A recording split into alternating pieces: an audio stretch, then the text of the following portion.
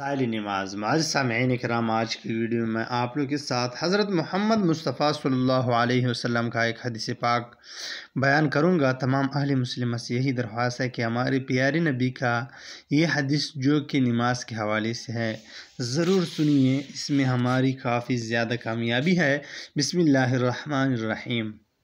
حضرت عبداللہ بن مسعود رضی اللہ تعالیٰ عنہ ارشاد فرماتے ہیں کہ جو شخص یہ چاہے کہ کل قیامت کے دن اللہ جل شانہ کی بارگاہ میں مسلمان بن کر حاضر ہو، وہ ان نمازوں کو ایسی جگہ ادا کرنے کا اہتمام کریں جہاں اذان ہوتی ہے، یعنی مسجد میں، اس لیے کہ حق تعالی شانہ نے تمہارے نبی علیہ السلام کی ایسی سنت جاری فرمائی ہے جو سراسر ہدایت ہے، انہی میں سے یہ جماعت کی نمازیں بھی ہیں۔ اگر تم لوگ اپنے گھروں میں نماز پڑھنے لگو گے جیسے کہ فلاں شخص پڑھتا ہے، تم نبی صلی اللہ علیہ وسلم کی سنت کے چھوڑنے والے ہوں گے، اور یہ سمجھ لو کہ اگر نبی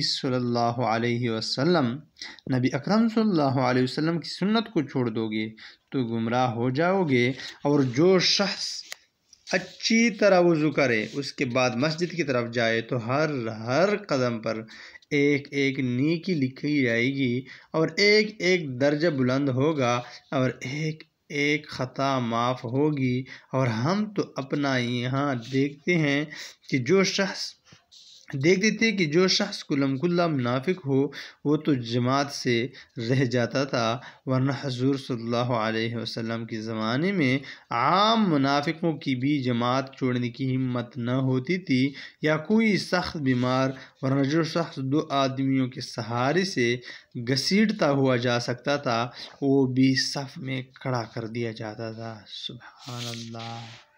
شیخ صاحب فائدے میں لکھتے ہیں، صحابہ کرام رضی اللہ عنہم اجمعین کی یہاں جماعت کا اس قدر اہتمام تھا، اگر بیمار بھی کسی طرح جماعت میں جا سکتا تھا تو وہ بھی جا کر شریک ہو جاتا تھا، چاہے 2 آدمیوں کو کھینچ کر لے جانے کی نوبت آتی۔ اور یہ اہتمام کیوں نہ ہوتا جبکہ ان کے اور ہمارے آقا نبی اکرم صلی اللہ علیہ وسلم کو اس طرح کے اہتمام تھا۔ چنانچہ حضور اقدس صلی اللہ علیہ وسلم کے مرض الوفات میں یہی صورت پیش آتی کہ مرض کی شدت کی وجہ سے بار بار غشی ہوتی تھی، اور کئی دفعہ وضو کا پانی طلب فرماتے تھے۔ آخر ایک مرتبہ وضو فرمایا اور حضرت عباس رضی اللہ تعالیٰ عنہ اور ایک دوسرے صحابی کے سہارے سے مسجد میں تشریف لے گئے۔ زمین پر پاؤں مبارک اچھی طرح جمتا بھی نہ تھا۔ حضرت ابوبکر رضی اللہ تعالیٰ عنہ نے تعمیر ارشاد میں نماز پڑھنا شروع کر دی تھی۔ حضور صلی اللہ علیہ وسلم جا کر نماز میں شریک ہوئے۔ حضرت ابودرداء رضی اللہ تعالیٰ عنہ فرماتے ہیں کہ میں نے حضور اقدس صلی اللہ علیہ وسلم کو یہ ارشاد فرماتے سنا کہ اللہ کی عبادت اس طرح کر گویا بالکل سامنے ہے اور تو اس کو دیکھ رہا ہے، اور اپنے آپ کو مردوں کی فہرست میں شمار کیا کر، زندوں میں اپنے کو سمجھ ہی نہیں کہ پھر نہ کسی بات کی خوشی نہ کسی بات سے رنج، اور مظلوم کی بددعا سے اپنے کو بچا، اور جو تو اتنی بھی طاقت رکھتا ہو کہ زمین پر گھسیٹ کر عشاء اور صبح کی جماعت میں شریک ہو سکے تو دریا نہ کر۔ ایک حدیث میں ارشاد ہے کہ منافقوں پر عشاء اور صبح کی نماز بہت باری ہے، اگر ان کو یہ معلوم ہو جاتا کہ جماعت میں کتنا ثواب ہے تو زمین پر گھسیٹ کر جاتے اور جماعت سے ان کو پڑھتے۔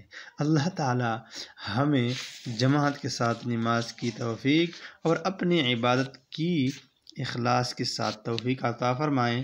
وآخر دعوانا ان الحمد للہ رب العالمین۔